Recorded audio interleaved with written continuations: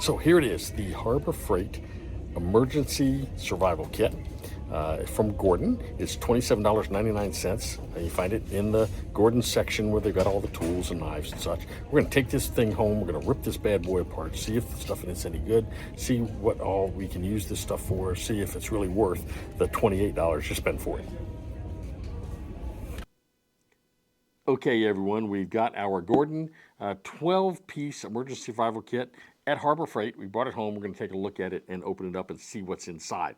Before we do that, let's talk a little bit about the case itself. The case is a hard plastic case. It looks like it's about 8 inches across, probably about 3 or 4 inches up top to bottom, and it's about 2 inches high. So it's not a very large case. The way it's packaged, it's got a foam piece on the top and foam in the bottom, so everything that's in the case is nice and secure for shipping purposes. If you recall, when we saw this in the store, the flashlight, the spork, and the pocket knife were packaged in the blister pack that you could see, and this was on the back of that package, so you couldn't really see it, but it was on the back of the package. These things are not in the package, and the reason why is with those foam inserts, these things will not fit. So I guess they decided to put those outside until you get home. You can take out one of the foam inserts. I don't think you need to take out both of them. It depends on how much extra stuff you want to stuff in here. But if you take out one of those, these things will easily fit into that package. So what we're going to do is we're going to talk about each one of these pieces individually. We're going to talk about the case. But before we do that, let's sort of compare what we're talking about. This is the Gordon 12-piece emergency survival kit for about $27 at Harbor Freight. This is the Ozark Trail survival kit that's available at Walmart. It's a 21-piece survival kit and it's available for about $29. So I don't know, if I'm comparing the two, 21 pieces for $21, 12 pieces for $27.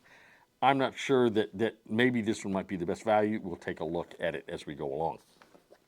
So let's take a break. Let's look at all these pieces that come with the Gordon 12-piece emergency survival kit. Okay, so what we have is we have our Gordon survival kit. Let's take a look first at these pieces that come in the blister pack. First is your knife. The knife is just a plain old pocket knife. It has a flipper on it, so the blade flips out fairly easily. That blade is sharp, so be careful with it. This knife is kind of a military, tactical looking handle on it. Doesn't look like it's any kind of particular fancy handle. It says here that it is a let's see if we can focus it. It is a GK23 steel. I don't know if that's the particularly great steel, but that's what it is. It comes with a glass cut or a seatbelt cutter here and a glass breaker on the end. So that tool would be fairly useful, I suppose. The knife is not a bad knife. It doesn't move very much. It's got nice, solid. It doesn't wiggle back and forth. It does have a liner lock on it. The liner lock works fairly well, so I'm kind of pleased with that. So that's what you have there. You next have a spork. Now, I'm going to be honest with you, I'm not a big fan of this spork. First of all, it's supposed to be like a 6-in-1 or 7-in-1 tool. Because it's got a secret component to it. And the secret component is this pulls out and you have a knife here. This is why I don't particularly like this item. This knife is very sharp. If you weren't careful the way you pull this out, if you had this thing, say, in your hand, and you were like this and you pulled it, you could very easily slice your thumb with that blade or slice your hand with that blade. You need to be very, very careful with this thing. Now, what are the pieces? Well, you've got a spork. You've got a couple of notches here for wrenches. I'm not sure what this piece is. So that's 1, 2, 3, 4 here. You've got like a gut hook you could use that for. 5, you've got your ridges here that you use for scaling a fish. 6, you've got your blade. And 7, that's supposed to be a whistle, but that whistle doesn't work with diddly, so I don't even count it as a real whistle. Even if you can get any kind of whistle out of it, it's not very loud at all. So that's your spork that comes with it. It also comes with a flashlight. This flashlight has an orange tail switch. This does unscrew. This light does come with a battery in it. So you'll unscrew this and there'll be a little insulator tab in here that you have to take out. I've already done that. Now you screw that back in. And what you're going to have is you're going to have your light. The light is pretty good. So it goes in flash mode or it goes in a solid mode, and it does a pretty good job of lighting up the room. It's not a real bright light, maybe 100 lumens or so. But again, if you can do the flashing light, that could be very helpful to help signal people if you're lost. So that signal light, I think, would be very good. There it goes. And it's back. So the light, the spork, and the knife. So let's take a look now at what's inside the box. Now the box has got a clip on both ends, and it's got clips on the front, so we'll lift those up. And then we'll look at everything that's inside this kit. So let's open this up, and here's one of those pieces of foam. I would take this out. It's not glued in or anything, just comes right out. But again, I think it was in there for shipping, because obviously all this stuff will not fit in this kit if both this piece and the bottom piece of foam are in it. So let's see what we got. First thing you've got some fishing items here. You've got a little bit of fishing line, a couple of fishing hooks, and a couple of small little rubber worm lures that you could use for fishing, so that could be kind of useful, I suppose. You also have in here one of these what's called commando saws, a little wire saw. You take it out, you unwind it, you put it in your hands, and you work back and forth with this saw. I've tried these before. They can be okay. They tend to bind a little bit on larger logs. And the other thing is they can break very easily if you're not careful with them. So you might be able to cut a few pieces of wood. I don't think I'd want to build a house with this thing, but if you needed to cut down a small sapling, or you needed to cut up a couple of pieces of wood for whatever purpose, this might come in handy. Another thing you've got in this is a bellows. This is a telescoping fire bellows. The thing with this, the way this works, is you're going to take this, you're going to blow in one end, the air comes out the other end. I don't particularly like these, and the reason I don't like them is that they can be very dangerous. So for children, for young kids, if they've got this, they're using it around a fire, they're going to blow into the fire, and if they forget to take their mouth off of it before they inhale or move their mouth away from it, they can inhale embers from this end, which is close to the fire, up into this thing. The embers can go into their mouth or into their lungs, and it can burn them pretty severely. I don't think kids ought to be using these. When I was in Scouts, our leaders would never let us use these. So I think this and the spork are probably dangerous items for young people. For adults, if you know what you're doing, go ahead. A lot of people swear by these things. I never use a bellows. I just don't think they're appropriate. Next, you've got a survival bracelet. I swear every one of these kits comes with a survival bracelet in it. And it's got some paracord, so there's your cordage that you need. This clip does come undone. This has got a scraper and a little piece of metal, which can be used on this little bitty ferro rod, they say. I have a difficult time getting any kind of a meaningful spark off of a ferro rod that small. In addition, this metal piece interferes with the regular operation of your compass. So if you look at that compass, watch what happens when I clip this thing back together. That compass is going to move as I clip this item. Well, if I get it in there, look at that. The compass moves, then when I take the metal away, the compass is going to move back. So this metal will interfere with the way that compass moves. See how that compass moved? Then when I do it back, it takes a little while to readjust, but it will adjust back to normal, true compass. So if you're going to use this, you have to unhook it first to use it. Or if you want to keep it on your wrist, I would recommend just getting rid of this little metal piece. It pulls right out, and you can get rid of it, and then there won't be any metal to interfere with the magnetic field around that compass. So this has been together so long, it's probably permanently damaged that compass, I don't know. But this also has a whistle on it, by the way. Right here, and you can blow in that whistle. It's not a particularly great whistle, but there is a small whistle there. So it's like a 4-in-1. It's got a bracelet, it's got the paracord, it's got the fire steel, though I don't think it's very good. It's got a compass and it's got a whistle, so I guess 5-in-1 little cord there.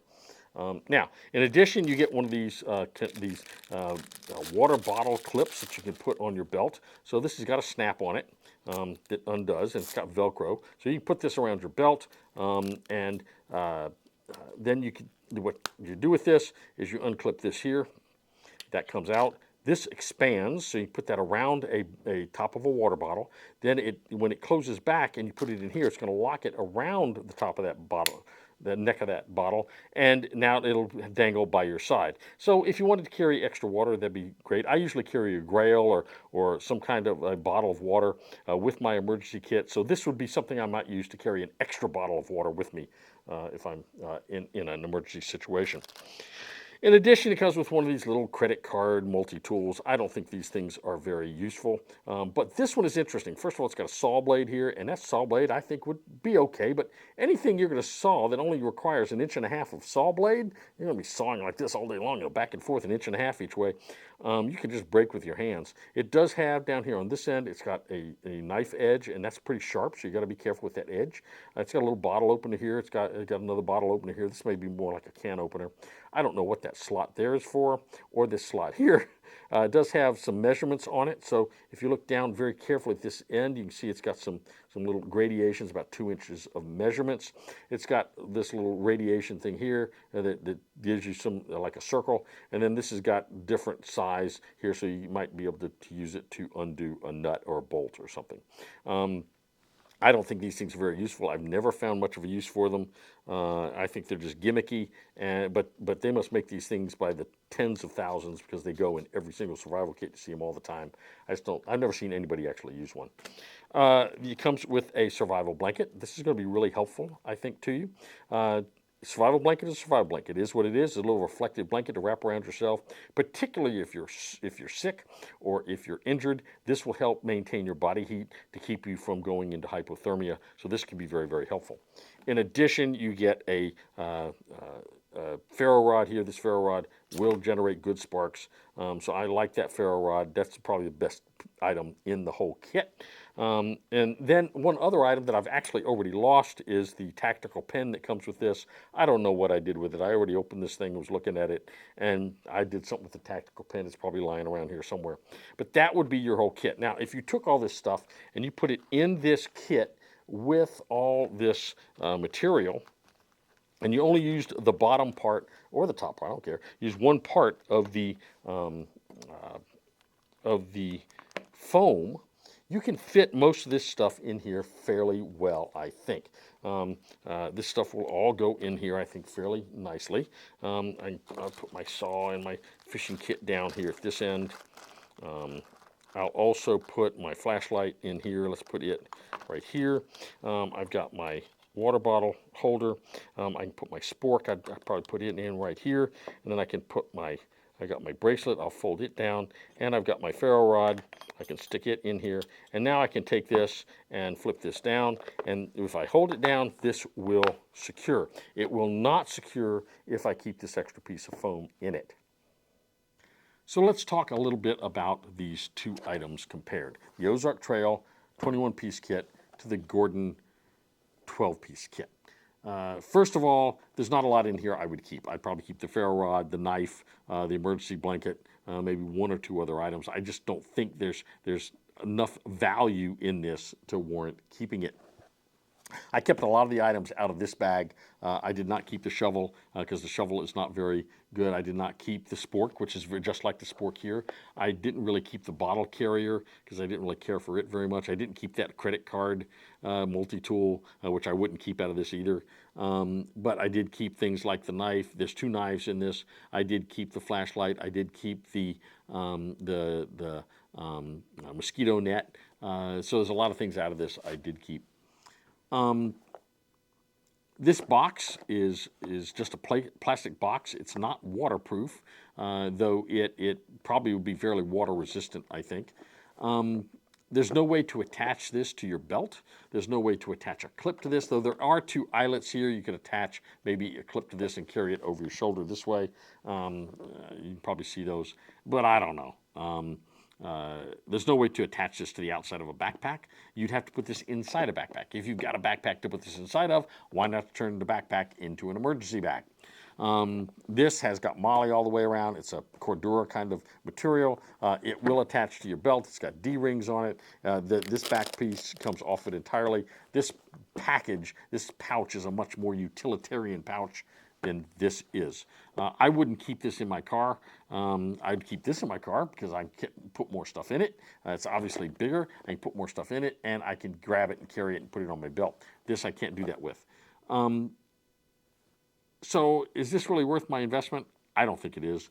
I would not go buy another one of these. I only bought this so I could show you guys what was in it, but I wouldn't necessarily go purchase this as my survival kit. I might take a few items out of it, cannibalize it, for another survival kit, but I don't even think I'd use the box other than to store stuff in. So that's what you have. Now, if you like the video, make sure and hit the subscribe button and hit that like button. If you want to be notified of other videos in the past, or that come out in the future, excuse me, click the notification bell. And man, if you really like the video, give me some hype points down below. That'd be kind of nice. And in the meantime, remember what we always say: stay strong, stay prepared, and have a blessed day. We'll see you real soon right here on Cowboy Survival.